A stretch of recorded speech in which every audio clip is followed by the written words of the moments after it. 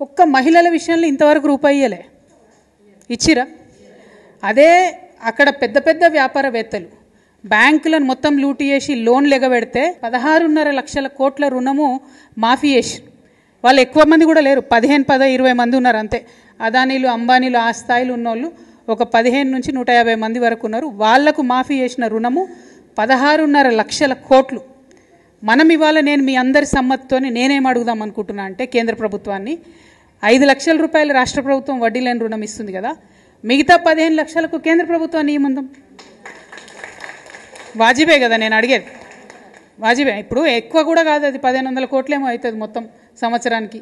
అది కేంద్ర ప్రభుత్వం ఇవ్వచ్చు కదా. నిజంగా ఆడబిడ్డల మీద ప్రేమ ఉంటే, నిజంగా ఏదో చేయాలనుకుంటే ఎందుకు ఇవ్వద్దు కేంద్ర ప్రభుత్వం? ఏమి ఇచ్చింది మనకి ఇప్పటివరకు మహిళలకు కేంద్ర ప్రభుత్వం? డైరెక్ట్ ఏమని ఇచ్చిందా? మళ్ళీ నిన్న కూడా గ్యాస్ సిలిండర్ ధర 50 రూపాయలు పెంచేసారు. అవునా కదా? ఎందుకు పెంచుతారో అర్థమవుతలేదు. అక్కడనేమో ఇంటర్నేషనల్ మార్కెట్లో రేట్లు తగ్గుతున్నాయి, వీళ్ళేమో పెంచుతున్నారు. ఎందుకు పెంచుతున్నారంటే మా మోడీ ఇంత గొప్పోడు అంత గొప్పోడు అంటారు. ఎంత గొప్పోడైతే మాకేంది భయ్, ఇంటికి 50 రూపాయలు పెన్షన్ మాకు టెన్షన్ పెడుతురు కదా. నేను అనేది ఏంటంటే, కేంద్ర ప్రభుత్వం డైరెక్ట్గా ఇంతవరకు ఆడబిడ్డలకి